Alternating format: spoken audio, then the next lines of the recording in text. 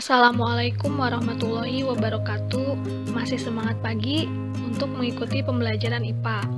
Minggu kemarin, Ibu sudah membahas tentang IPA dan penelitian ilmiah. Pada pembahasan kali ini, Ibu akan membahas tentang pengamatan IPA dan pengenalan laboratorium IPA. Mari kita mulai pembelajarannya dan simak baik-baik. Pengamatan IPA. Pengamatan adalah penggunaan panca indera, termasuk melakukan pengukuran dengan alat ukur yang sesuai. Pengamatan dilakukan untuk mengumpulkan data dan informasi tentang objek yang sedang diamati. Misalnya, kita akan mengamati sebuah kebun. Karena yang kita amati kebun, maka kebun adalah objek pengamatannya. Lalu kita juga akan mengukur luasnya. Maka mata kita akan terus menyusuri keadaan kebun yang kita amati. Dan tentu saja mengukur luas kebun, kita akan menggunakan alat ukur seperti meteran untuk memperoleh nilai luas kebun tersebut. Misalnya, setelah kita mengukurnya menggunakan meteran, didapat luas kebun tersebut adalah 20 meter persegi. Selanjutnya, langkah-langkah pengamatan IPA. Pengamatan tadi sudah Ibu jelaskan bahwa pengamatan adalah penggunaan panca indera, termasuk melakukan pengukuran dengan alat ukur yang sesuai. Pengamatan dilakukan untuk mengumpulkan data dan informasi tentang objek yang sedang diamati. Kemudian, pembuatan inferensi adalah membuat deskripsi berdasarkan hasil pengamatan. Penjelasan ini digunakan untuk menemukan pola atau hubungan antar aspek yang diamati dan membuat perkiraan. Misalnya, saat kita mengamati kebun tadi, kita melihat ada pohon jambu, ada pagar, ada gerobak, juga kita mengukur luas kebun tersebut. Maka deskripsi yang kita peroleh di kebun tersebut ada pohon jambu, pagar, gerobak, dan luas kebun adalah 20 meter persegi. Yang terakhir, mengkomunikasikan adalah tahap di saat kita memberitahu orang-orang atas apa yang telah kita amati.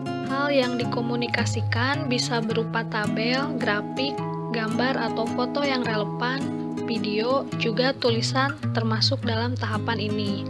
Misalnya, hasil deskripsi pengamatan kebun tadi kita komunikasikan dalam bentuk tulisan dan beberapa foto keadaan kebun. Jadi, langkah-langkah pengamatan IPA terdiri dari pengamatan, pembuatan inferensi, dan mengkomunikasikan. Selanjutnya, pengamatan IPA dapat dilakukan di dalam laboratorium atau di alam terbuka. Pengamatan yang dilakukan di laboratorium seperti pengamatan sampel mikroorganisme dan pengamatan anatomi atau bagian dalam organ tumbuhan dan hewan. Pengamatan yang dilakukan di alam terbuka seperti pengamatan tingkah laku hewan dan pengamatan habitat atau tempat hidup tumbuhan dan hewan. Paham ya sampai sini? Selanjutnya, laboratorium IPA.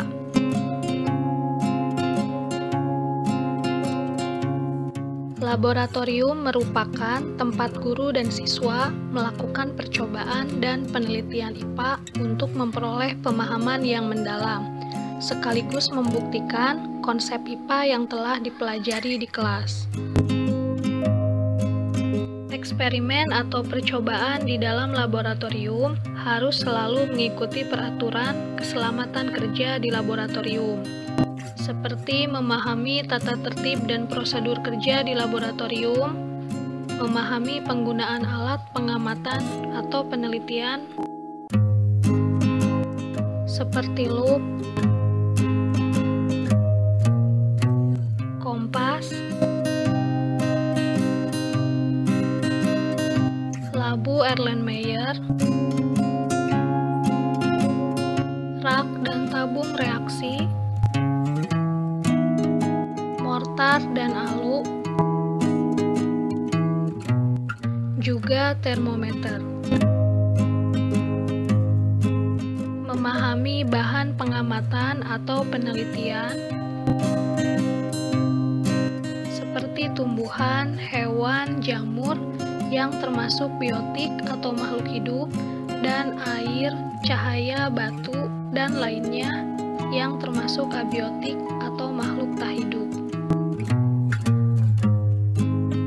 Mengetahui simbol-simbol keselamatan yang tertulis di laboratorium ataupun pada bahan penelitian.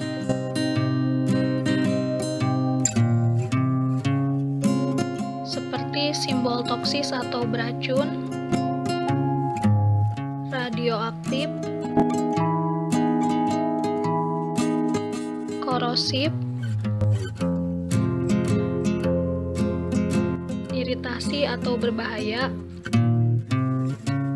bahan mudah terbakar, dan bahan mudah meledak. Peralatan keselamatan kerja di laboratorium untuk melindungi diri yaitu dengan memakai jas laboratorium, sarung tangan, dan masker.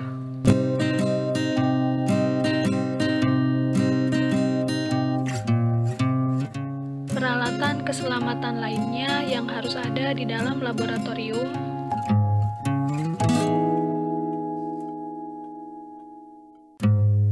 di antaranya alat pemadam kebakaran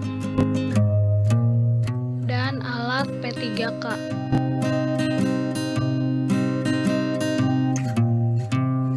Demikian pembahasan dari Ibu, semoga bisa dipahami. Insya Allah minggu depan Ibu akan membahas materi selanjutnya. Sekian, terima kasih. Wassalamualaikum warahmatullahi wabarakatuh.